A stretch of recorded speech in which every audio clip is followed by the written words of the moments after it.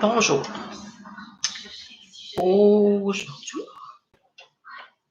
je vais vous parler des 3 dernières blessures qui, en réalité, j'ai fait une petite recherche pour savoir, il y a très peu d'auteurs qui vont parler des 3 dernières.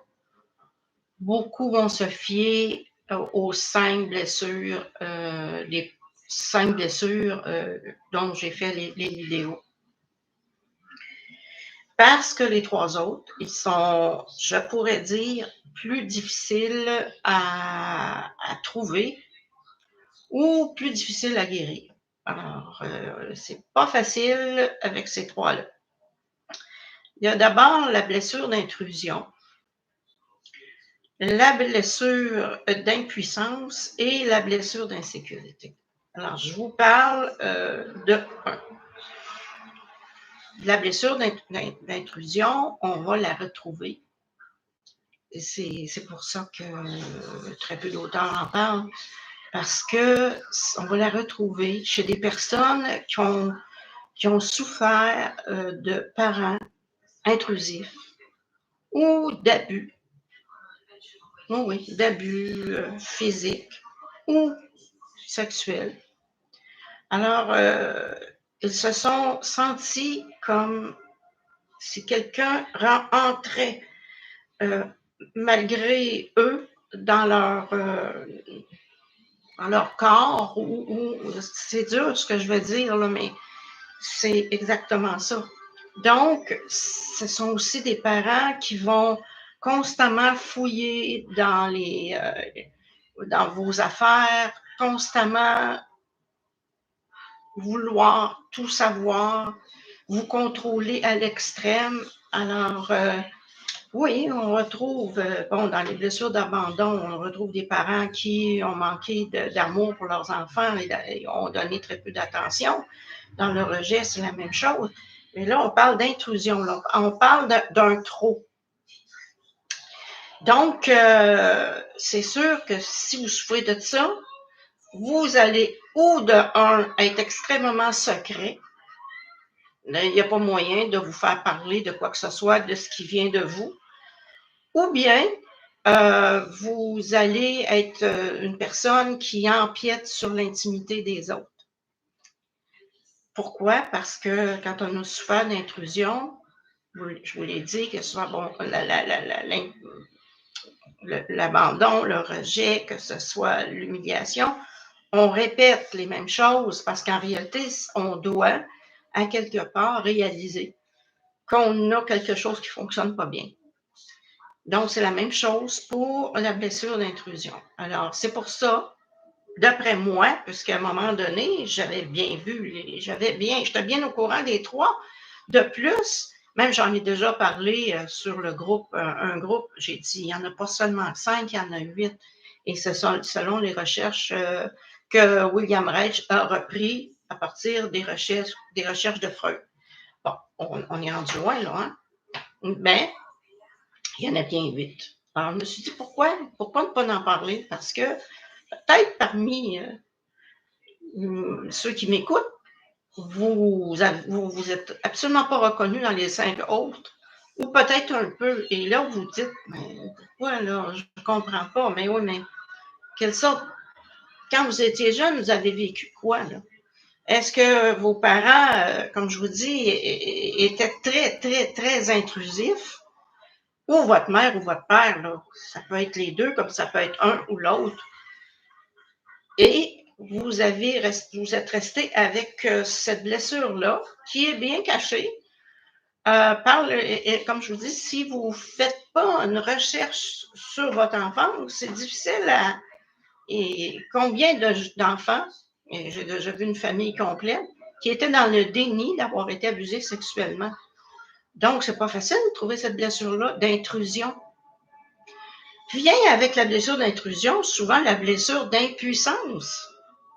On est prisonnier d'une situation qu'on ne veut pas, qu'on n'est pas bien, mais on est impuissant. Imagine un enfant de 4 ans qui subit l'inceste. Cet enfant-là, il est impuissant, là. Il peut faire du déni. Alors, c'est pour ça que très peu d'auteurs ont décidé de s'en occuper parce que ça demande d'aller tellement loin que ça pourrait influencer les personnes à aller plus mal si elles ne sont pas suivies par un psychologue ou un psychiatre. Mais je vous en parle quand même parce que je trouve que c'est bien plate de ne pas en parler parce qu'il faut sortir du déni un jour ou l'autre.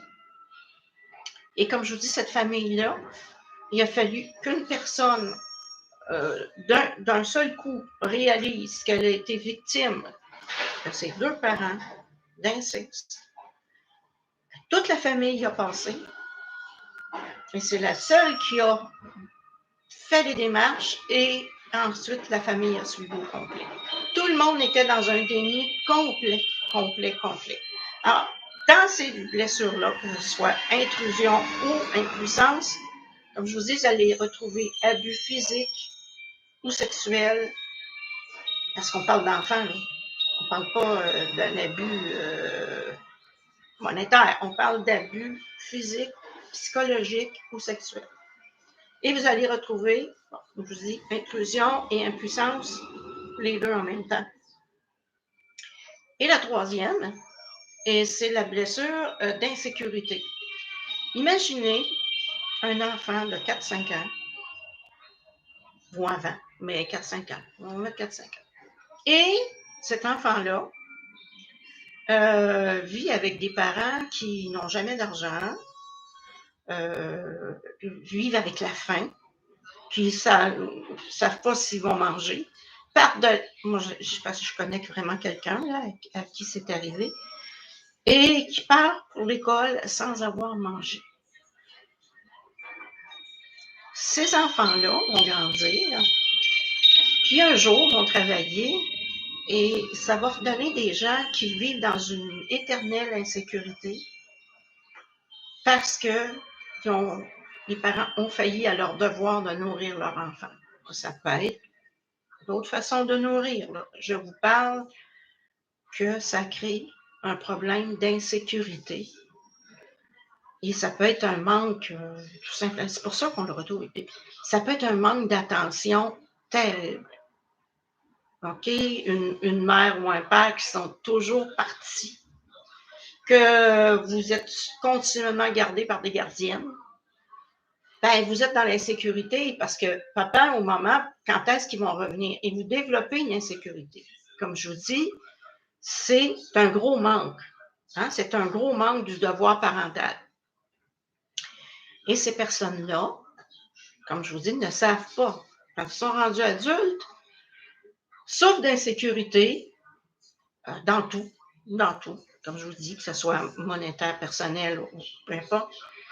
Vivre dans la peur d'être jugé, peur de plein de choses, parce que, oui, puis peur d'être jugé, ça fait partie de l'insécurité aussi. Alors, pour trouver ce problème-là, parce que si je regarde les 5 autres blessures au niveau monétaire, on ne retrouve pas grand-chose. Hein? Si vous les lisez, vous allez voir que vous ne retrouvez pas tout ça. Un manque de nourriture, un manque d'argent, manque de présence. Ah, vous allez dire, ben oui, ben je souffre de blessures d'abandon ou de rejet. Mais pourtant, vous dites, mais je travaille là-dessus, mais je ne me sens pas encore complètement bien. Ben, la raison, elle est là. C'est qu'il faut trouver d'où vient l'insécurité. Ce n'est pas nécessairement de l'abandon. Cette insécurité-là, d'après les expériences que je vois en ce moment, vient beaucoup du niveau, du manque des principales choses de la vie. C'est-à-dire manger, être habillé et manque beaucoup de présence d'adultes. Mais la principale insécurité vient de, je vous dis, le manque de nourriture. Et c'est pour ça que, bon, quand on passe par-dessus, puis on regarde, bon, OK, dans l'abandon, on voit des personnes qui mangent beaucoup. On pense que c'est inclus, là. L'insécurité est inclus dans le phénomène de blessure d'abandon. Et non, parce que c'est une des 8 blessures, mais il faut aller travailler sur celle-là aussi. Blessure d'abandon avec insécurité, ça va très bien ensemble. OK? Blessure de rejet avec impuissance, ça va bien ensemble aussi. Et blessure d'intrusion, ben, si la personne a été trahie, c'est blessure d'intrusion là, qui va remonter. Là. Une personne trahie veut le contrôle. Pourquoi qu'elle veut le contrôle? Hein? Parce qu'elle devient intrusive. Parce qu'elle l'a vécu avant. Donc, on peut les mettre ensemble puis analyser. Il faut analyser. Le passé, moi, j'ai fait parler une personne dernièrement, là, que ça m'a pris un temps fou à réussir à lui faire dire ce qui s'était vraiment passé dans son enfance. Si j'essayais d'en parler, c'était toujours une fermeture, comme une huître. Cette personne-là ne voulait pas en parler. Et puis, on est arrivé tranquillement à ce moment-là. Et là, j'ai vu la blessure d'impuissance chez cette personne-là. Parce qu'elle était impuissante là-dedans. Ses parents l'ont négligée au niveau de la nourriture. Pas parce qu'ils ne l'aimaient pas, là, mais parce qu'ils étaient tellement pauvres qu'ils ne pouvaient pas faire autrement. Et comme je dis, parfois, certains parents ont des priorités que d'autres n'ont pas. Et puis finalement, cet enfant-là a vécu dans une insécurité de vie totale. Et continuait à vivre exactement de cette façon-là. Aujourd'hui, après s'être vidé le cœur, je vois un gros changement qui est en train de s'installer. Donc, je tenais à parler de ces 3 blessures-là. On peut dire blessure, on peut dire d'autres mots si on veut. On n'est pas obligé de dire blessure parce que c'est des moments où on a vécu des traumatismes. On peut dire traumatisme. Et qui sont restés en arrière, dans l'enfance, qu'on a oublié, parce que 0-5 ans, c'est vrai qu'on oublie. Après ça se répète, ces choses-là, puis on commence à s'en souvenir.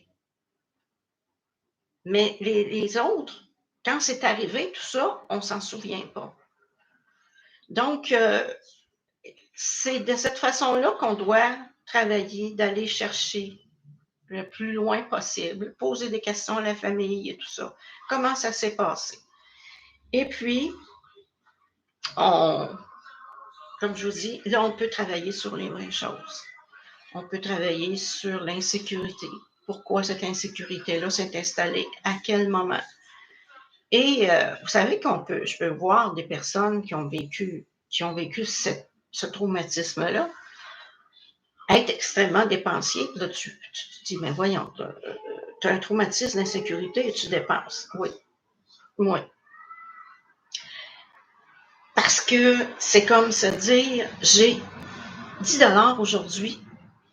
Je vais acheter tout ce que je peux avec les 10 $ parce que peut-être que demain, il n'y en aura plus. J'ai un jour demandé à quelqu'un qui venait du Pérou, un Péruvien, pourquoi tu fais le signe de croix avant de manger?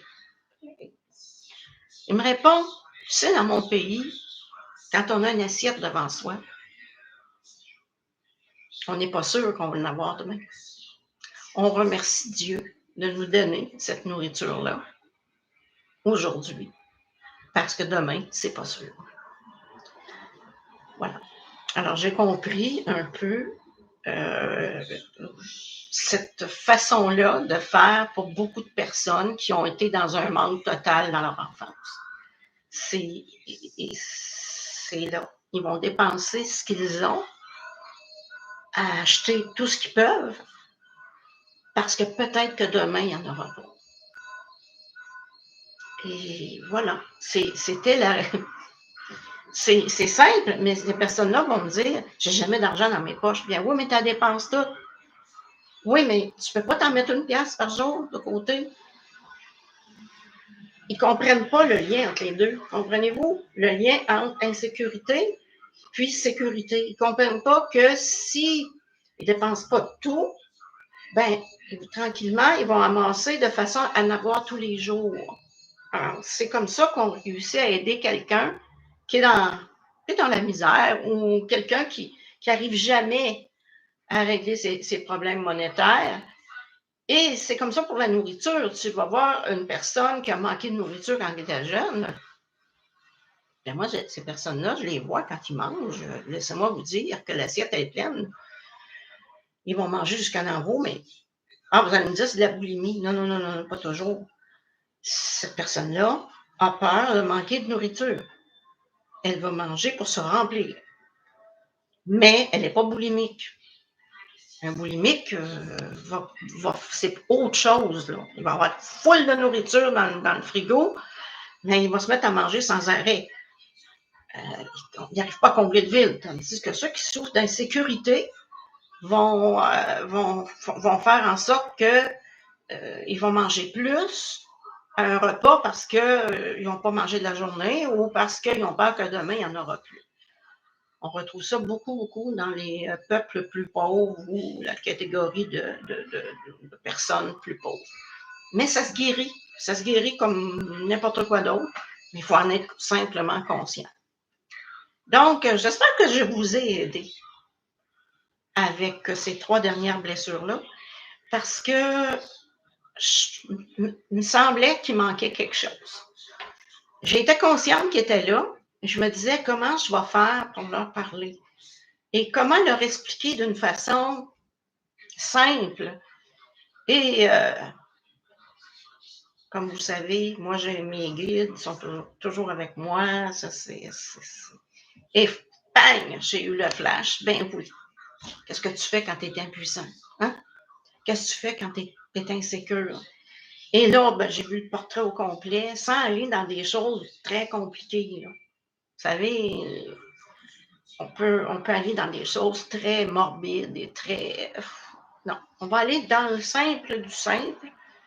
Et puis, si vous vous sentez comme ça, ben, comme je vous dis, on peut écrire comment, bon, on écrit une petite histoire.